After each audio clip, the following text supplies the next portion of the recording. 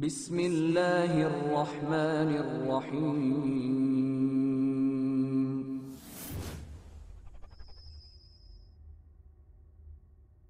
طلاق طلاق طلاق کے الفاظ کہہ کر گھر کو توڑنے کا اسلام حکم نہیں دیتا، بلکہ اللہ تبارک و تعالی نے اپنی حکمت کے ساتھ طلاق کو مشروع کیا ہے، طلاق کی اجازت دیا ہے، لیکن طلاق سے پہلے اللہ تبارک و تعالی نے کچھ سنجیدہ قدم بڑھانے کا حکم دیا ہے۔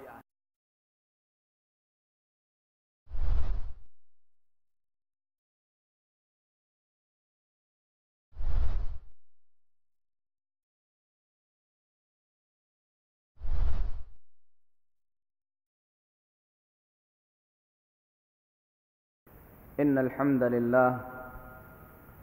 نحمده ونستعينه ونستغفره ونؤمن به ونتوكل عليه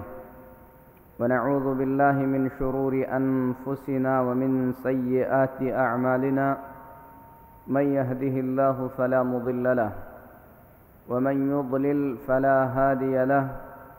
وأشهد أن لا إله إلا الله وحده لا شريك له وأشهد أن محمدًا عبده ورسوله أرسله بالحق بشيرًا ونذيرًا أما بعد فإن أحسن الحديث كتاب الله وخير الهدي هدي محمد صلى الله عليه وسلم وشر الأمور محدثاتها وكل محدثة بدعة وكل بدعة ضلالة وكل ضلالة في النار يا أيها الذين آمنوا اتقوا الله حق تقاته ولا تموتن إلا وأنتم مسلمون يا أيها الناس اتقوا ربكم الذي خلقكم من نفس واحدة وخلق منها زوجها وبث منهما رجالا كثيرا ونساء واتقوا الله الذي تساءلون به والأرحام إن الله كان عليكم رقيبا يا أيها الذين آمنوا اتقوا الله وقولوا قولا سديدا يصلح لكم أعمالكم ويغفر لكم ذنوبكم ومن يطع الله ورسوله فقد فاز فوزا عظيما أما بعد۔ محترم اسلامی بھائیو، اللہ تبارک و تعالی کے بہت سارے پیارے نام ہیں، جن میں سے اللہ کا ایک عظیم نام حکیم بھی ہے۔ اللہ تبارک و تعالی کے ہر عمل میں، اللہ کے ہر کام میں، اللہ کے ہر فیصلے میں حکمت ہی حکمت ہے۔ بغیر کسی حکمت کے اللہ تبارک و تعالی نے کسی بھی چیز کو پیدا نہیں فرمایا ہے۔ کوئی بھی چیز ہماری قاصر عقل میں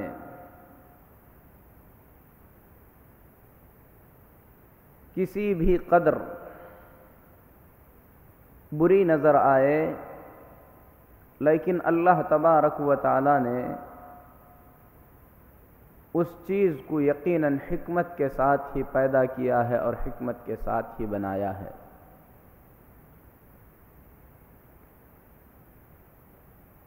اللہ رب العالمین نے آدم علیہ السلام کی پیدائش کے بعد ان کے سکون کے خاطر حوا کو پیدا کیا۔ اس طریقے سے جو انسانی نسل چلتی ہے، اس نسل کی بقا کے لیے اللہ تبارک و تعالی نے میاں بیوی کا جوڑا بنایا۔ اللہ رب العالمین کے کلام سے دو اجنبیوں کو جب نکاح کے بندھن میں باندھ دیا جاتا ہے تو اللہ تبارک و تعالی اپنے فضل و کرم سے ان میں الفت و محبت پیدا فرماتا ہے۔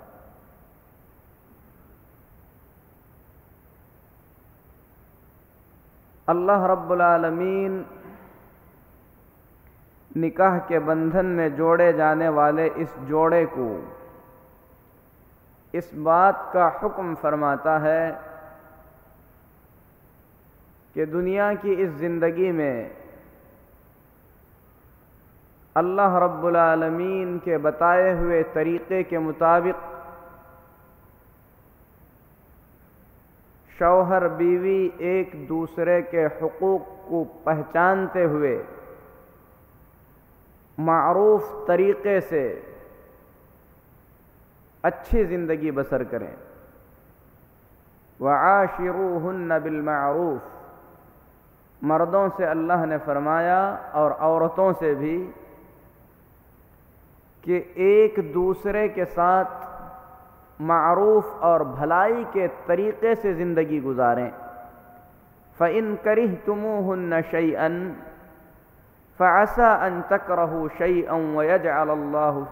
اللَّهُ فِيهِ خَيْرًا كَثِيرًا، اگر تم کو اپنی عورتوں میں کوئی چیز ناپسند آئے، اچھی نہ لگے، تو ہو سکتا ہے تمہیں وہ چیز جو اچھی نہیں لگ رہی ہے اللہ تبارک و تعالی اس میں بہت سارا خیر پیدا فرمائے۔ تو اس طریقے سے اللہ نے حکم فرمایا کہ اللہ کے کلام سے جوڑے گئے اس رشتے کو جس قدر ممکن ہو سکے اچھائی کے ساتھ نبھایا جائے۔ اس آیت کریمہ کی تفسیر میں امام ابن کثیر رحمۃ اللہ علیہ فرماتے ہیں اللہ کا یہ فرمان وَعَاشِرُوهُنَّ بِالْمَعْرُوفِ، عورتوں کے ساتھ معروف طریقے سے زندگی بسر کرو، اَيْ طَيِّبُوا أَقْوَالَكُمْ، یعنی جب ان سے بات کرو تو بھلے انداز میں بات کرو، وَحَسِّنُوا أَفْعَالَكُمْ، ان کے ساتھ اچھے طریقے کا برتاؤ کرو، وَهَيْئَاتِكُمْ بِحَسَبِ قُدْرَتِكُمْ، اپنی شکل و صورت، پاکی صفائی، رہنے سہنے کا ڈھنگ اس انداز سے کر لو کہ ایک دوسرے کو پسند آنے لگے۔ کما تحب ذلک منہا، جس طریقے سے تم چاہتے ہو کہ تمہاری بیویاں تم سے اچھی سے بات کریں، اچھا لباس پہنیں، اچھا سلوک کریں، تم بھی ان کے ساتھ ویسے ہی کرو۔ یہ بات بیان کرنے کے بعد امام ابن کثیر رحمۃ اللہ علیہ نے فرمایا اللہ رب العالمین کا یہ فرمان وَلَهُنَّ مِثْلُ الَّذِي عَلَيْهِنَّ بِالْمَعْرُوفِ، عورتوں کے لیے بھی وہی حقوق ہیں جو ان کی جانب سے ان کے شوہروں کو ملنے چاہیے، اور یہ معروف طریقے سے ہونا چاہیے۔ رسول اکرم صلی اللہ علیہ وسلم کا فرمان ذکر کرنے کے بعد امام ابن کثیر رحمۃ اللہ علیہ فرماتے ہیں کہ نبی کریم صلی اللہ علیہ وسلم نے فرمایا خیرکم خیرکم لأہلہ، تم میں سے اچھا آدمی وہ ہے جس کا سلوک اور جس کا برتاؤ اپنے اہل خانہ کے ساتھ، اپنے گھر والوں کے ساتھ اچھا رہے۔ وَأَنَا خَيْرُكُمْ لِأَهْلِي، اور میرا برتاؤ، میرا سلوک میرے گھر والوں کے ساتھ بڑا اچھا ہے۔ اس کے بعد امام ابن کثیر رحمۃ اللہ علیہ فرماتے ہیں نبی کریم صلی اللہ علیہ وسلم اپنی ازواج مطہرات کے ساتھ بڑی پیاری زندگی بسر کرتے تھے۔ آپ جب ان کے پاس جاتے تو حشاش بشاش طریقے سے جاتے، آپ ان کے ساتھ دل بہلائی بھی کرتے۔ آپ صلی اللہ علیہ وسلم ان لوگوں کو اچھے سے اچھا کھلانے کی کوشش کرتے تھے۔ آپ صلی اللہ علیہ وسلم اپنی ازواج مطہرات کے ساتھ ہنسی مذاق بھی کر لیا کرتے تھے، بلکہ ماں عائشہ صدیقہ رضی اللہ تعالی عنہا کے ساتھ آپ صلی اللہ علیہ وسلم نے دوڑ کا مسابقہ بھی فرمایا۔ ماں عائشہ فرماتی ہیں اللہ کے نبی صلی اللہ علیہ وسلم میرے ساتھ دوڑ کا مسابقہ کیے۔ اس وقت میرے جسم میں زیادہ گوشت نہیں تھا، یعنی دبلی پتلی تھی۔ میں آپ صلی اللہ علیہ وسلم سے آگے نکل گئی دوڑ میں۔ پھر ایک عرصے کے بعد اللہ کے نبی صلی اللہ علیہ وسلم نے مجھ سے دوبارہ دوڑ کا مسابقہ کیا، اور اس وقت میرے جسم پہ کچھ گوشت آ چکا تھا، کچھ موٹی ہو چکی تھی۔ اللہ کے نبی صلی اللہ علیہ وسلم مجھ سے آگے چلے گئے۔ آپ صلی اللہ علیہ وسلم نے فرمایا کہ یہ اس کا بدلہ ہے، یعنی اس وقت تم جیتی تھیں اور اب میں جیت رہا ہوں۔ ذرا تصور کرنے کی بات ہے، اللہ کے نبی صلی اللہ علیہ وسلم نے ماں عائشہ رضی اللہ تعالی عنہا سے نکاح کیا تو اس وقت آپ صلی اللہ علیہ وسلم کی عمر 50 سال سے زیادہ ہو چکی تھی، اور آپ صلی اللہ علیہ وسلم نے حضرت عائشہ رضی اللہ تعالی عنہا سے 2 مرتبہ مسابقہ کیا۔ آپ 50 سال کے ہیں، لیکن اپنی بیوی کے لیے آپ صلی اللہ علیہ وسلم بحیثیت شوہر کے دوڑ کا مسابقہ کرنے میں کسی طریقے کا کوئی مذائقہ محسوس نہیں فرما رہے ہیں۔ یہ حسن عشرت ہے، یہ زندگی کی خوشیاں دینا ہے جو آپ صلی اللہ علیہ وسلم امت کو سکھلانا چاہتے تھے۔ امام ابن کثیر رحمۃ اللہ علیہ فرماتے ہیں نبی کریم صلی اللہ علیہ وسلم کی 1 سے زیادہ بیویاں تھیں۔ آپ صلی اللہ علیہ وسلم کی باری جس ماں یعنی امہات المؤمنین میں سے جن کے گھر میں ہوتی تھیں، آپ کی بیویوں میں سے جن کے گھر میں آپ کو رات بسر کرنا ہوتا تھا، عشاء کے بعد امہات المؤمنین وہاں پر جمع ہو جاتی تھیں۔ اللہ کے نبی صلی اللہ علیہ وسلم ان کے ساتھ بیٹھتے، کبھی کبھی ان کے ساتھ مل کر رات کا کھانا تناول فرماتے تھے۔ پھر اس کے بعد امہات المؤمنین اپنے اپنے گھر چلی جاتی تھیں۔ زندگی کی تمام مصروفیتوں کے باوجود دعوت و تبلیغ، جہاد فی سبیل اللہ، صحابہ کے مسائل کو حل کرنا، امت کے پورے کام کرنا، راتوں میں تہجد پڑھنا، نمازوں کی پابندی کرنا، ان تمام مشغولیات کے باوجود رسول اکرم صلی اللہ علیہ وسلم اپنی ازواج مطہرات کے لیے اس طریقے کا وقت نکالا کرتے تھے۔ اسی لیے میرے محترم بھائیوں، صحابہ کرام رضی اللہ تعالی عنہم اجمعین کی جو تربیت نبی کریم صلی اللہ علیہ وسلم نے کی تھی، اس تربیت کا نتیجہ ہے حضرت عبداللہ بن عباس رضی اللہ تعالی عنہ فرماتے ہیں انی لاحب ان اتزین للمرأة کما احب ان تزین لی، میں یہ چاہتا ہوں اور یہ کوشش کرتا ہوں کہ اپنے بیوی کے لیے اسی طریقے سے بنوں سنوروں جس طریقے سے میری بیوی میرے لیے بنتی اور سنورتی ہے، کیونکہ اللہ کا فرمان ہے وَلَهُنَّ مِثْلُ الَّذِي عَلَيْهِنَّ بِالْمَعْرُوفِ، عورتوں کو بھی وہی حقوق ملنے چاہیے جو حقوق عورتوں کی جانب سے ان کے شوہروں کو ملتے ہیں، معروف اور اچھے طریقے سے۔ پھر اس کے بعد حضرت عبداللہ بن عباس رضی اللہ تعالی عنہ فرماتے ہیں میں کبھی یہ نہیں چاہتا کہ میری بیوی میرا پورا حق مجھے دے دے، کیونکہ اللہ رب العالمین فرماتا ہے وَلِلرِّجَالِ عَلَيْهِنَّ دَرَجَةٌ، مردوں کو عورتوں پر فوقیت ہے، یعنی ہم کو اس سے بڑھ کر دینا چاہیے جو ہماری بیویاں ہمیں دیتی ہیں اور عطا کرتی ہیں۔ تو میرے محترم بھائیوں، امام ذہبی رحمۃ اللہ علیہ فرماتے ہیں جس طریقے سے عورت کو یہ حکم ہے عورت سے یہ مطالبہ ہے کہ وہ اپنے شوہر کی اطاعت اور فرما برداری کرے، اپنے شوہر کو راضی کرنے کی کوشش کرے، اسی طریقے سے اللہ کی جانب سے مردوں سے بھی یہ مطالبہ ہے کہ عورتوں کے ساتھ حسن سلوک کریں، ان کے ساتھ نرمی کا برتاؤ کریں،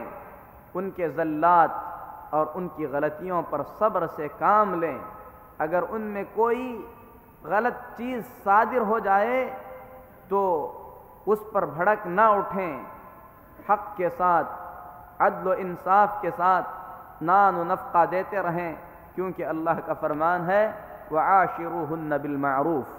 عورتوں کے ساتھ معروف طریقے کی زندگی بسر کرو۔ تو میرے محترم بھائیو، اللہ تبارک و تعالیٰ کا یہ فرمان،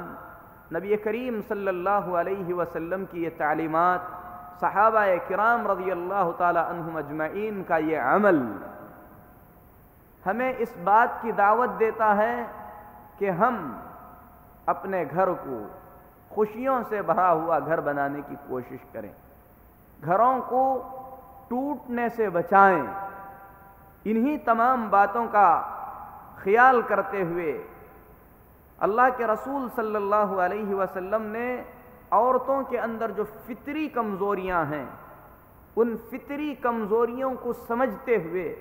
مرد کو کس طریقے سے اپنا گھر بچانے کے لیے عورت کے ساتھ تعامل کرنا چاہیے، کس طریقے کی زندگی بسر کرنا چاہیے، وہ سکھاتے ہوئے محمد الرسول اللہ صلی اللہ علیہ وسلم نے فرمایا، جیسا کہ حضرت ابو ہریرہ رضی اللہ تعالی عنہ روایت کرتے ہیں، رسول اللہ صلی اللہ علیہ وسلم کا فرمان ہے، جسے اللہ پر ایمان ہے، آخرت کے دن پر ایمان ہے، اسے اپنے پڑوسی کو تکلیف نہیں دینا چاہیے۔ اور نبی کریم صلی اللہ علیہ وسلم نے فرمایا، عورتوں کے ساتھ خیر کا معاملہ کرو، بھلائی کا سلوک کرو، فَإِنَّهُنَّ خُلِقْنَ مِنْ ضِلْعٍ، کیونکہ عورتوں کو پھسلی سے پیدا کیا گیا ہے۔ اور آپ نے فرمایا وَإِنَّ أَعْوَجَ شَيْءٍ فِي الظِّلْءِ أَعْلَاهُ، اور پھسلیوں میں بھی جو اوپر کی پھسلی ہے وہ بہت ہی زیادہ ٹیڑھی ہے۔ اللہ کے نبی صلی اللہ علیہ وسلم فرماتے ہیں، عورت جو اس طریقے سے بنائی گئی ہے، اس طریقے سے اسے وجود میں لایا گیا ہے، اس کے اندر فطری طور پر سلوک میں ایک ٹیڑھاپن ہے۔ نبی کریم صلی اللہ علیہ وسلم یہاں پر عورت کے اندر پایا جانے والا ٹیڑھاپن عورت کی بے عزتی کے لیے یا عورت کے وقار کو کم کرنے کے لیے یا عورت کو بدنام کرنے کے لیے نہیں بیان کر رہے ہیں، بلکہ آپ صلی اللہ علیہ وسلم کے بیان کرنے کا مطلب زندگیوں کو ٹوٹنے سے بچانا ہے، کہ عورت سے یہ جو تصرفات ہو جاتے ہیں، عورت سے جو یہ صادر ہو جاتا ہے، یہ اس کے بس کی بات نہیں ہے، بلکہ وہ اس کے اندر فطری چیز ہے، کیونکہ اس کے اندر ایک ٹیڑھاپن ہے جسے سمجھنے کی ضرورت ہے۔ اللہ کے نبی صلی اللہ علیہ وسلم فرماتے ہیں فَإِن ذَهَبْتَ تُقِيمَهُ كَسَرْتَهُ، اگر تم اس ٹیڑھاپن کو دور کر کے عورت کو بالکل اپنے مزاج کے مطابق سوئی کی طرح سیدھا بنانے کی کوشش کرو گے تو یہ ناممکن ہے، تم اسے توڑ دو گے۔ وَإِن تَرَكْتَهُ، اور اگر تم اسے اسی حالت پر چھوڑ کر زندگی کو خوشگوار بنانے کی کوشش کرو گے تو ایسا ممکن ہے۔ مسلم شریف کی روایت میں نبی کریم صلی اللہ علیہ وسلم نے فرمایا وَإِن ذَهَبْتَ تُقِيمَهَا كَسَرْتَهَا، اگر تم عورت کو مکمل سیدھا کرنے کی کوشش کرو گے تو توڑ دو گے۔ وَكَسْرُهَا طَلَاقُهَا، توڑنے کا مطلب یہ ہوگا کہ وہ طلاق واقع ہو جائے گی۔ عام طور پہ ایسے ہوتا ہے، ہم چاہتے ہیں کہ ہماری بیوی اس طریقے سے کرے، لیکن بار بار کوشش کے باوجود بھی وہ ویسا کر نہیں پاتی، یا بھول جاتی ہیں،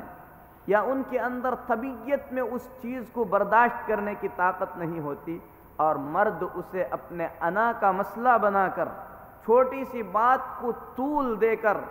حد سے زیادہ سیدھا کرنے کی کوشش میں ایسی لڑائیوں میں واقع ہو جاتا ہے کہ نتیجتاً وہ مسئلہ طلاق تک پہنچ جاتا ہے۔ اللہ کے نبی صلی اللہ علیہ وسلم نے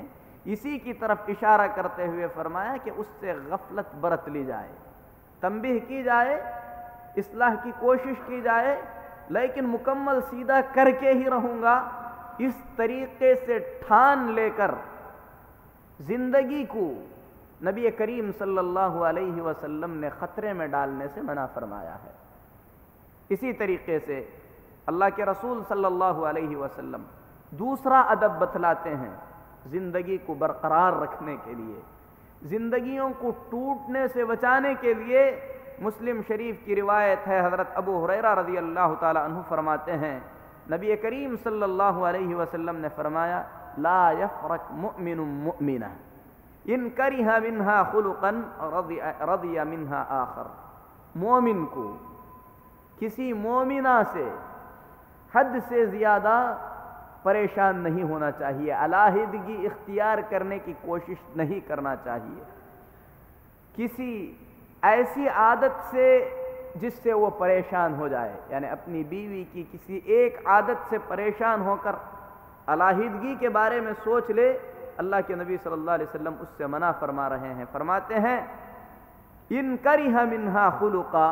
اگر اس کی کوئی عادت تمہیں بری لگتی ہے، رضی منہا آخر، عورت کی دوسری کسی خصلت کو دیکھ لے کر خوش ہو جانا چاہیے۔ اس حدیث کی تشریح میں امام نووی رحمۃ اللہ علیہ فرماتے ہیں مرد کو چاہیے کہ عورت سے بغض نہ رکھے، کیونکہ اگر اس میں کوئی ناپسندیدہ خصلت اسے نظر آ رہی ہے تو بہت ساری ایسی عادتیں ہیں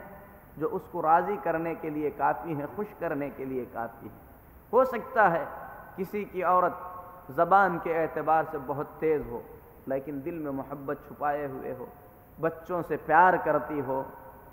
اچھی تعلیم والی ہو سکتا ہے نماز روزے کی پابند ہو، صرف زبان کی تیزی کی وجہ سے اگر آپ اس سے علیحدگی سوچ رہے ہیں تو حقیقت میں آپ اس کی بہت ساری اچھائیاں جو اس میں موجود ہیں اس کی طرف آپ دھیان نہیں دے رہے ہیں۔ اللہ کے نبی صلی اللہ علیہ وسلم فرماتے ہیں کسی ایک خصلت سے پریشان ہو کر آدمی کو جو ہے اس طریقے کا سلوک اختیار نہیں کرنا چاہیے۔ جس طریقے سے یہ تعلیمات اللہ کے نبی صلی اللہ علیہ وسلم نے مردوں کو دی ہیں، بالکل اسی طریقے سے رسول اکرم صلی اللہ علیہ وسلم نے یہ تعلیمات عورتوں کو بھی دی ہیں۔ عام طور پر طلاق کا معاملہ جہاں پر پہنچتا ہے، آج کے ہمارے گفتگو کا موضوع ہے طلاق کا صحیح طریقہ۔ طلاق کی نوبت آنے سے پہلے ہم تمام کو چاہیے کہ اپنی زندگیوں کو خوشگوار بنانے کی کوشش کریں۔ میرے محترم بھائیوں، کسی معمولی سے مسئلے پر میاں بیوی میں اختلاف پیدا ہو جاتا ہے، پھر اس کے بعد بات بند ہو جاتی ہے۔ شوہر یہ نہیں چاہتا کہ آگے بڑھ کر جو ہے عورت سے بات کرے، عورت یہ نہیں چاہتی کہ وہ خود سے جو ہے آگے بڑھ کر بات کرے، بلکہ کبھی کبھی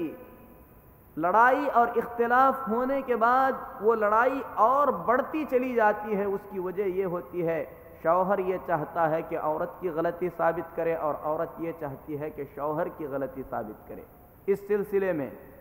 حضرت انس بن مالک رضی اللہ تعالی عنہ فرماتے ہیں عورتوں کو خصوصیت کے ساتھ اس حدیث کو غور سے سن کر اپنی زندگی کے اندر اسے قانون کے طور پر استعمال کرنا چاہیے۔ اللہ کے نبی صلی اللہ علیہ وسلم نے انس بن مالک رضی اللہ تعالی عنہ سے فرمایا الا اخبرک بنسائکم فی الجنہ، کیا میں تمہیں تمہاری جنت کی عورتوں کے بارے میں کچھ نہ بتلاؤں؟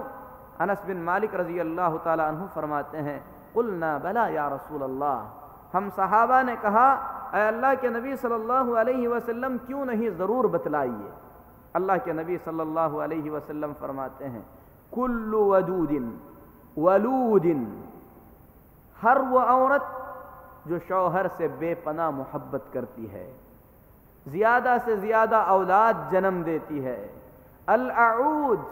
جب شوہر سے اختلاف کر لیتی ہے تو پھر اس کی طرف رجوع ہوتی ہے، پھر اس کی طرف پلٹتی ہے۔ اس کے بعد میرے محترم بہنوں، رسول اکرم صلی اللہ علیہ وسلم کے ان الفاظ کی طرف غور کرو،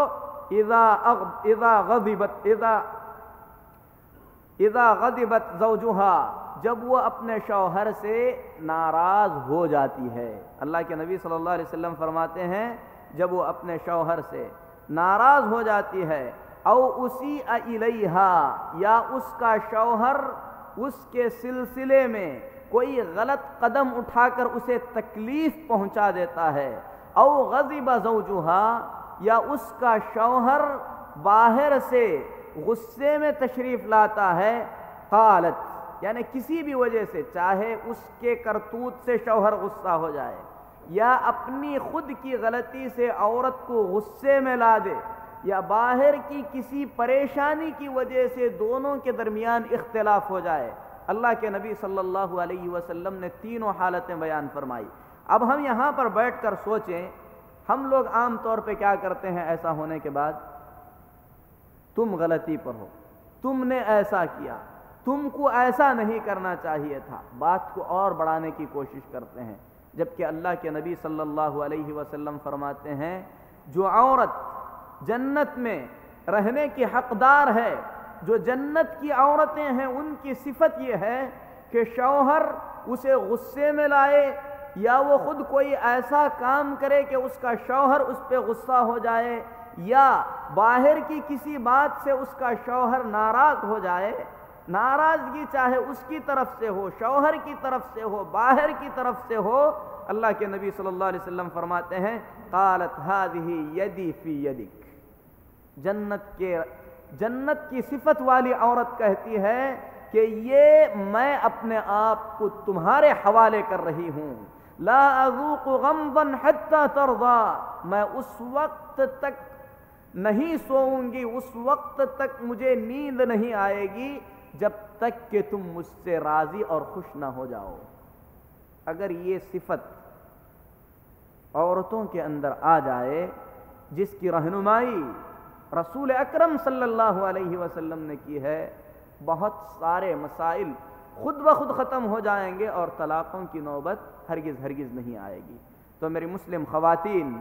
ہم تمام کو چاہیے کہ ہم لوگ اختلاف کے وقت ایک دوسرے کی غلطی ثابت کرنے کی کوشش نہ کریں، ایک دوسرے کے عیب نکالنے کی کوشش نہ کریں، رضامندی کا راستہ اختیار کریں،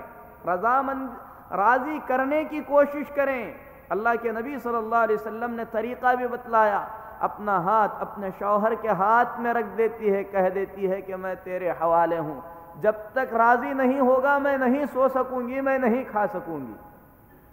لطف اور پیار کے ساتھ اپنے شوہر کو مناتی ہے۔ امام مناوی رحمۃ اللہ علیہ فرماتے ہیں التی اذا ظلمت التی اذا ظلمت، یعنی اللہ کے نبی صلی اللہ علیہ وسلم ایسی عورت کا بیان فرما رہے ہیں جس پر زیادتی ہوئی ہے اس کے شوہر کی طرف سے، یعنی غلطی پورے طور پر شوہر کی ہے، اس کے باوجود بھی شوہر کو منانے کی کوشش کرتی ہے، کہتی ہے هذه یدی فی یدک ای ذاتی فی قبضتک، یعنی میں اب تمہارے حوالے ہوں، تم کو جو کہنا ہے کہہ دو، جو کرنا ہے کر دو، بس مجھ سے راضی ہو جاؤ۔ تو میرے محترم بھائیو، اگر اس طریقے کی چیز کو اپنایا جائے اختلافات خود بخود ختم ہو جائیں گے، لیکن اگر اختلافات ختم نہیں کیے جا سکتے ہیں، اختلافات بڑھتے ہی جا رہے ہیں، تو اللہ تبارک و تعالی نے اس وقت ان اختلافات پر قابو پانے کے لیے کچھ طریقے بتلایا ہے۔ یعنی میاں بیوی کو ایک دوسرے سے شکایت ہے، شوہر اپنی بیوی سے پریشان ہے، تو عام طور پر لڑائی ہو گئی، غصہ ہو گیا، فوراً طلاق طلاق طلاق کے الفاظ کہہ کر گھر کو توڑنے کا اسلام حکم نہیں دیتا، بلکہ اللہ تبارک و تعالی نے اپنی حکمت کے ساتھ طلاق کو مشروع کیا ہے، طلاق کی اجازت دیا ہے، لیکن طلاق سے پہلے اللہ تبارک و تعالی نے کچھ سنجیدہ قدم بڑھانے کا حکم دیا ہے۔ اللہ رب العالمین فرماتا ہے واللاتی تخافون نشوزہن، ایسی عورتیں جن کی نافرمانی کا تمہیں خوف ہے، یعنی وہ تمہاری نافرمانی کریں گی، تمہاری اطاعت نہیں کریں گی اور دماغی طور پر وہ تمہارا ساتھ نہیں دیں گی، فعظوہن، سب سے پہلے تم انہیں واعظ و نصیحت کرو، پیار سے سمجھاؤ۔ وَاهْجُرُوهُنَّ، پھر اس کے بعد تم انہیں بستروں سے الگ کر لو، یعنی بستر میں تم ان کا ساتھ مت دو۔ وَاهْجُرُوهُنَّ فِي الْمَضَاجِعِ، بستروں میں ان سے علیحدگی اختیار کرو۔ وَاضْرِبُوهُنَّ، اگر اس سے بھی بات نہ بنے تو تم انہیں مارو۔ فَإِنْ أَطَعْنَكُمْ، اگر اتنا ہونے کے بعد وہ تمہاری اطاعت گزار بن جائیں، فرما بردار بن جائیں، فَلَا تَبْغُوا عَلَيْهِنَّ سَبِيلًا، پھر اس کے بعد تمہیں اس بات کی اجازت نہیں ہے کہ ظلم و زیادتی کا کوئی راستہ اختیار کرو۔ اس آیت کریمہ میں اللہ تبارک و تعالیٰ نے 3 طریقے بتلائے ہیں میاں بیوی کے درمیان جو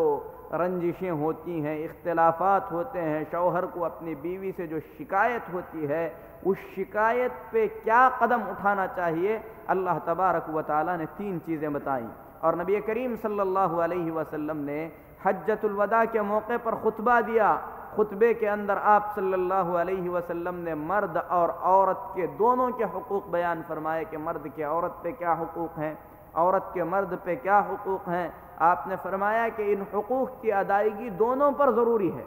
پھر اس کے بعد آپ صلی اللہ علیہ وسلم نے فرمایا مرد کا حق یہ ہے کہ عورت اپنے شوہر کے گھر میں اس کی اجازت کے بغیر کسی کو داخل ہونے نہ دے۔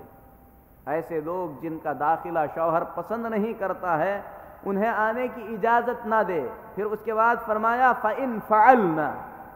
اس کے باوجود بھی اگر ایسا کوئی کام کریں فَاهْجُرُوهُنَّ فِي الْمَضَاجِعِ، تو تم انہیں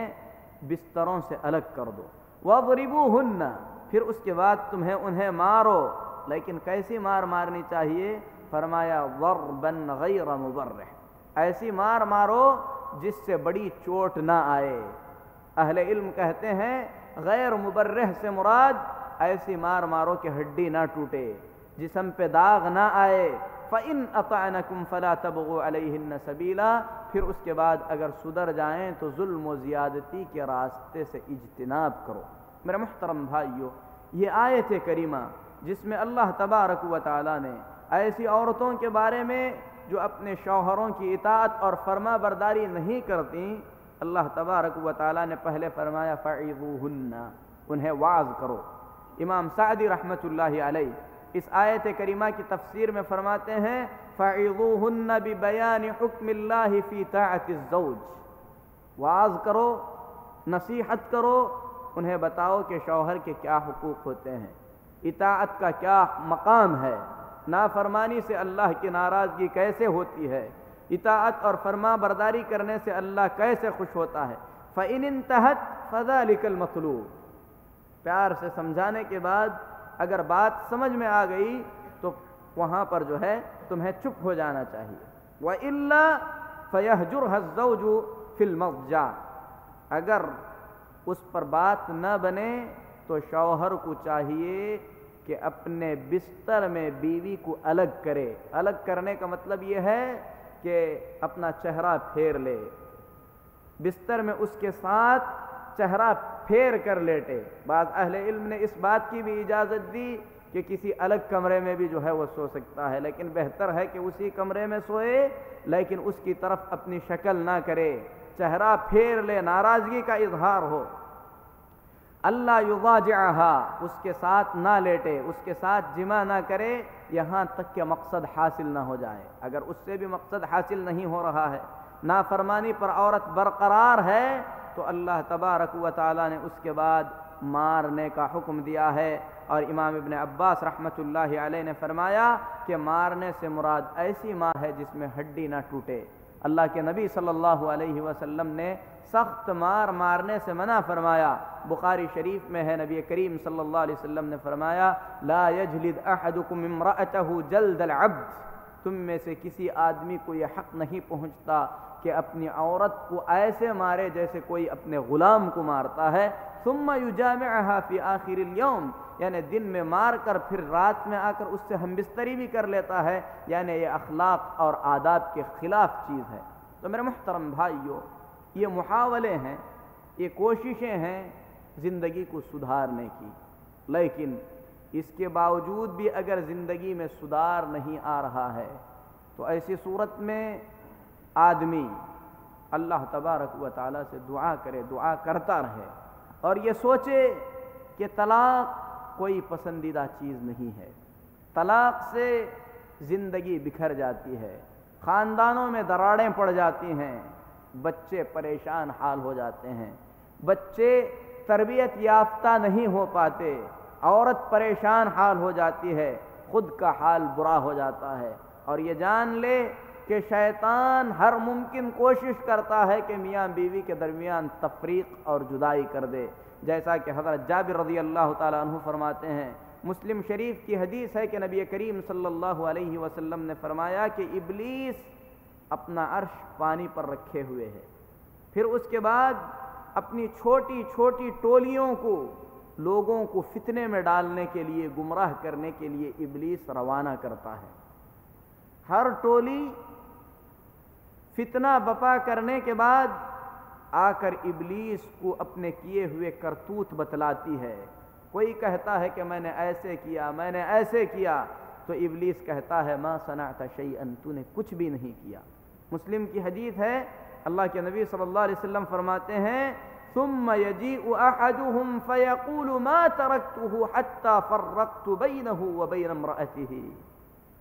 آ کر ایک ٹولی کہتی ہے، ایک ابلیس کہتا ہے کہ میں نے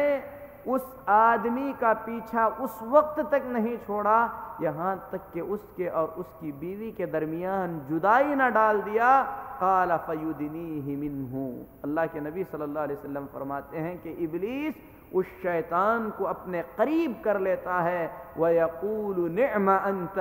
اور پھر اس سے کہتا ہے کہ تو نے حقیقی کارنامہ انجام دیا ہے۔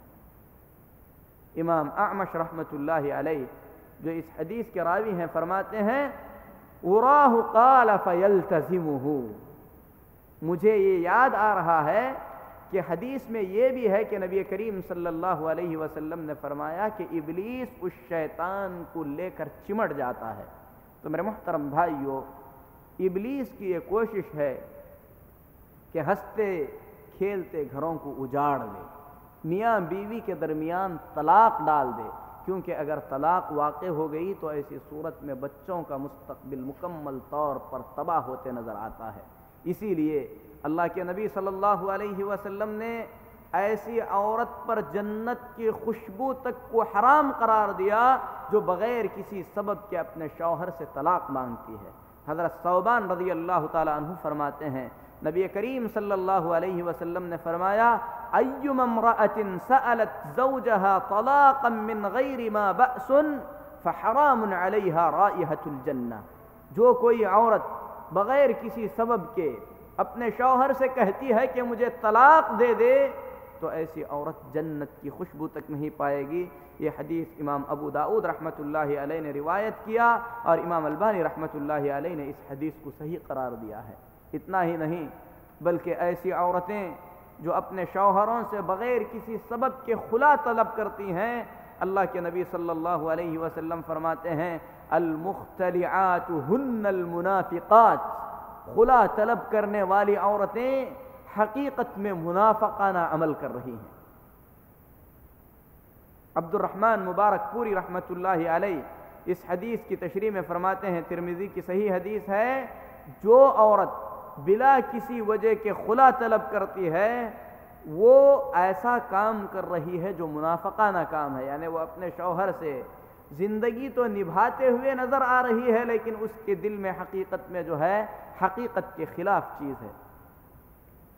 یہ تو اللہ کے نبی صلی اللہ علیہ وسلم نے اس عورت کے بارے میں کہا جو اپنی زندگی کو تباہی اور بربادی کے دہانے پر لے جانا چاہتی ہیں۔ عورتوں میں سے کچھ عورتیں ایسی ہیں جو اپنی سوکنوں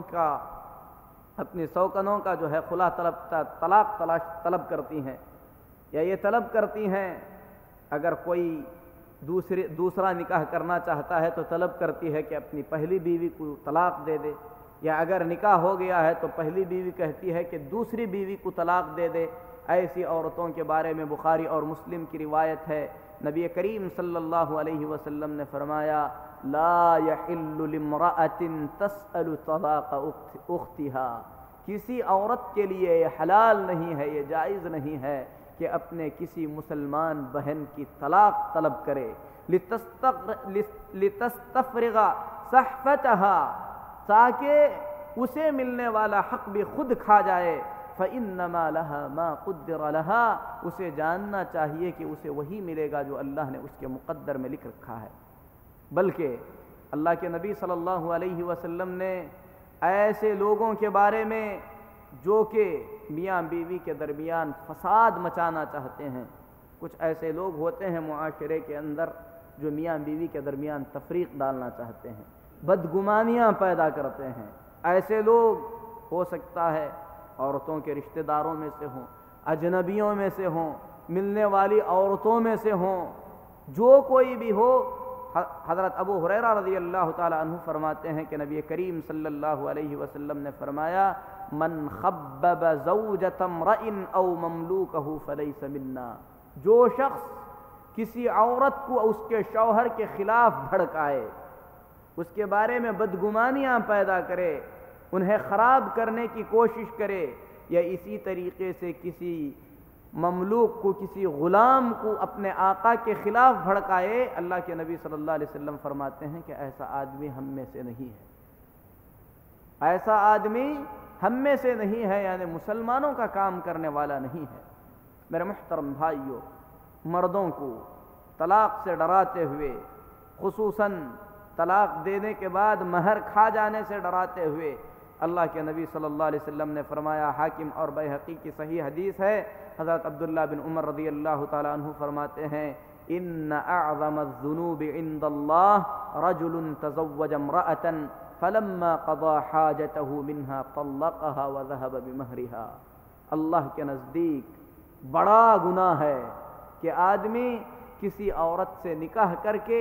اپنی خواہش پوری کر لینے کے بعد اسے چھوڑ دے اور اس کا مہر بھی ادا نہ کرے۔ تو میرے محترم بھائیوں، یہ ساری چیزیں طلاق کے سلسلے میں کوشش کرنا، طلاق دلانے کی کوشش کرنا، میاں بیوی کے درمیان بچھڑانے کی کوشش کرنا، شریعت کے اندر سخت ناپسند کیا گیا ہے۔ یہاں پر عام طور پہ نوجوانوں میں ایک مسئلہ یہ اٹھتا ہے کہ اگر کوئی باپ اپنے بیٹے سے کہتا ہے کہ اپنی بیوی کو طلاق دے دے تو اسے کیا کرنا چاہیے؟ کسی کی ماں اگر طلب کرتی ہے کہ تو اپنی بیوی کو طلاق دے دے، یعنی بہو کو طلاق دے دے، تو کیا کرنا چاہیے؟ میرے محترم بھائیوں، حضرت عبداللہ بن عمر رضی اللہ تعالی عنہ سے عمر بن خطاب رضی اللہ تعالی عنہ نے کہا کہ اپنی بیوی کو طلاق دے دو۔ پھر اس کے بعد اللہ کے رسول صلی اللہ علیہ وسلم کے پاس بات پہنچی تو اللہ کے نبی صلی اللہ علیہ وسلم نے عبداللہ بن عمر رضی اللہ تعالی عنہ سے فرمایا کہ تمہارے باپ کی بات مان لو اور تم انہیں طلاق دے دو۔ اسی طریقے سے ابراہیم علیہ السلام نے اسماعیل علیہ السلام کی 2 مرتبہ زیارت کی۔ اس وقت اسماعیل علیہ السلام شکار پر گئے ہوئے تھے، ان کی بیوی نے ابراہیم علیہ السلام کا استقبال کیا۔ ابراہیم علیہ السلام نے اسماعیل کی بیوی سے، یعنی اپنی بہو سے پوچھا کہ تمہارا شوہر کہاں ہے؟ تو اسماعیل علیہ السلام کی بیوی نے کہا کہ وہ باہر کام سے گئے ہوئے ہیں۔ اس کے بعد ابراہیم علیہ السلام نے پوچھا کہ تمہاری زندگی کیسی چل رہی ہے؟ تو اس عورت نے کہا کہ ہم بڑے پریشان اور تنگی کی زندگی بسر کر رہے ہیں۔ تو ابراہیم علیہ السلام نے کہا کہ جب تمہارا شوہر واپس آئے تو تم انہیں میرا سلام کہنا اور یہ پیغام دینا کہ تمہارے باپ نے کہا ہے کہ تم اپنے گھر کی چوکھٹ کو بدل لینا۔ جب اسماعیل علیہ السلام واپس آئے تو ان کی بیوی نے پورا ماجرا بیان کیا۔ حضرت اسماعیل علیہ السلام نے کہا کہ وہ میرے باپ تھے اور انہوں نے مجھے حکم دیا ہے کہ تمہیں طلاق دے دوں، تم اپنی گھر چلے جاؤ۔ تو ابراہیم علیہ السلام کے کہنے پر اسماعیل علیہ السلام نے اپنے باپ کو طلاق دے دی۔ ان 2 حدیثوں کو بیان کر کے عام طور پر لوگوں کے اندر یہ بات ڈالی جاتی ہے کہ اگر کسی کا باپ، کسی کی ماں طلب کرے، اپنے بیٹے سے کہے کہ اپنے بیوی کو طلاق دے دے تو طلاق دے دینی چاہیے۔ تو میرے محترم بھائیوں، اس سلسلے میں شریعت کا فیصلہ اگر دیکھا جائے تو اہل علم نے اس مسئلے میں بڑی بحث کی ہے۔ امام ابن عثیمین رحمۃ اللہ علیہ فرماتے ہیں کہ اگر کسی آدمی کا باپ یہ حکم دے رہا ہے کہ اپنی بیوی کو طلاق دے دو تو طلاق دینے کے لیے کیوں کہہ رہا ہے یہ دیکھا جائے گا۔ اگر طلاق حقیقت میں اس عورت کے اندر کسی عیب کی وجہ سے ہے اور عیب اس کے اخلاق سے متعلق ہے، اس کے بد چلن ہونے کے متعلق ہے، تو ایسی صورت میں باپ کی بات مان کر طلاق دے دینی چاہیے۔ لیکن اگر اپنی ذاتی دشمنی کی وجہ سے، یا اس لیے کہ وہ بہو اسے پسند نہیں آ رہی ہے، یا اس لیے کہ بیٹا بہو کے آ جانے کے بعد اپنے باپ سے زیادہ، اپنی ماں سے زیادہ اپنی بیوی سے محبت کرنے لگا ہے، اس وجہ سے اگر طلاق کا حکم دے رہا ہے تو ایسی صورت میں باپ کی بات کو نہیں مانا جائے گا، بلکہ باپ کو پیار و محبت سے سمجھا کر بیوی کے ساتھ بھی اچھا سلوک کیا جائے گا۔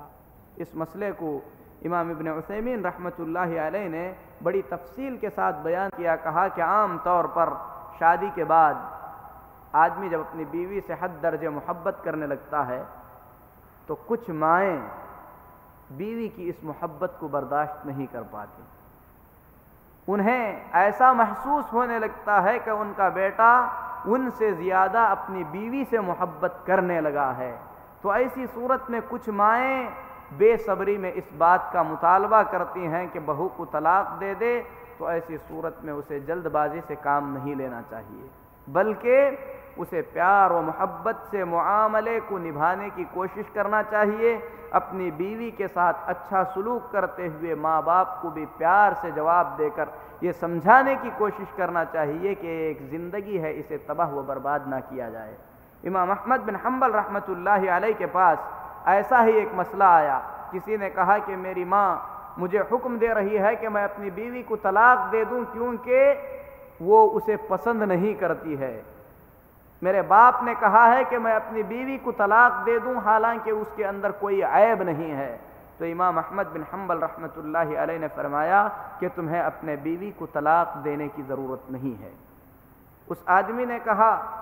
کہ عمر بن خطاب رضی اللہ تعالی عنہ نے جب اپنے بیٹے عبداللہ بن عمر کو طلاق کا حکم دیا تو اللہ کے نبی صلی اللہ علیہ وسلم نے ان کے باپ کی بات ماننے کا حکم دیا، تو حضرت امام احمد بن حنبل رحمۃ اللہ علیہ نے فرمایا کہ تمہارے باپ عمر بن خطاب جیسے نہیں ہیں، یعنی عمر بن خطاب رضی اللہ تعالی عنہ جلیل القدر صحابی ہیں، دل کے صاف ہیں، اپنے ذاتی مفاد کے خاطر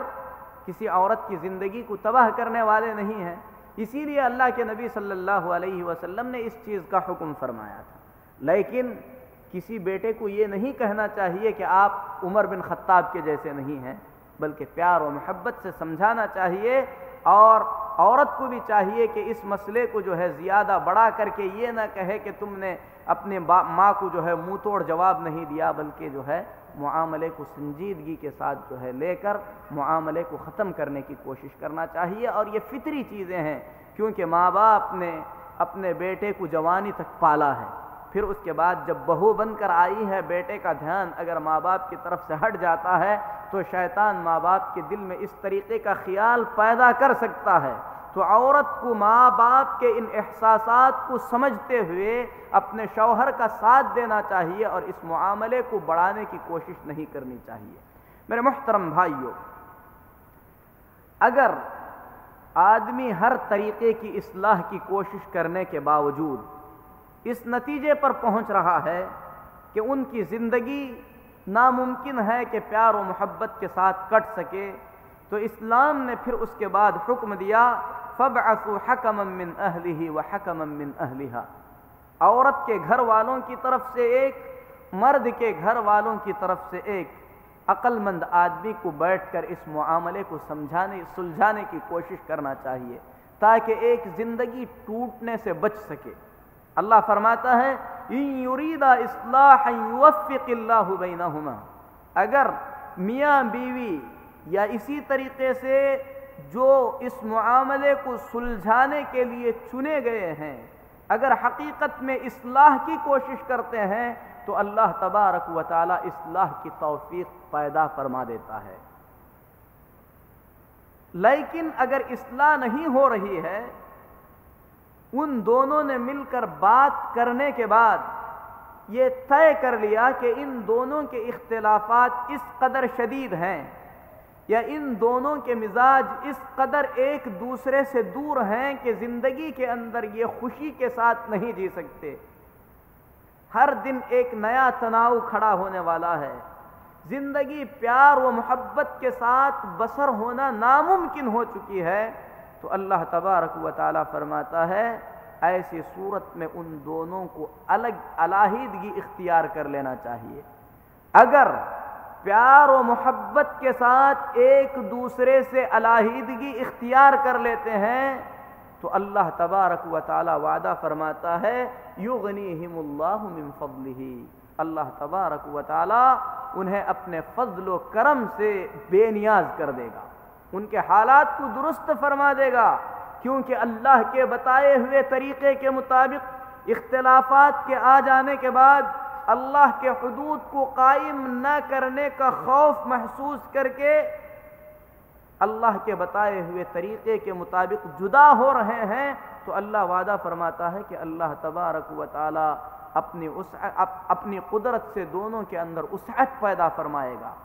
دونوں کے حالات کو درست کر دے گا۔ لیکن میرے محترم بھائیوں، آج اس طریقے کی طلاق کہاں ہوتی ہے؟ اختلافات ہو گئے، اختلافات ہو جانے کے بعد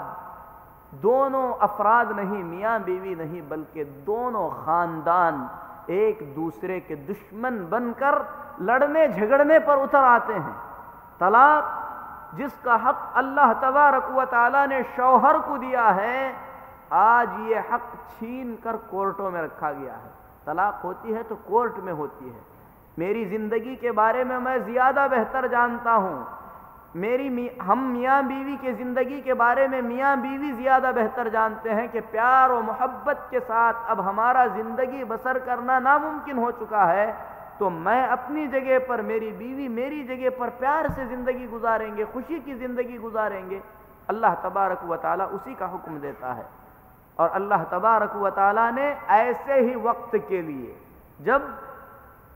نباہ بالکل ناممکن ہو گیا، ایک دوسرے کو سمجھنے کی کوشش کیے، ادبی کارروائی بھی کر لی،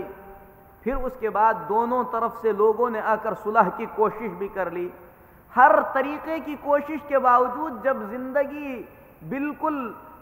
ناممکن ہو گئی تو اللہ رب العالمین نے فرمایا یا ایھا النبی اذا طلقتم النساء فطلقوهن لعدتهن، اے محمد صلی اللہ علیہ وسلم آپ امت سے کہہ دیجئے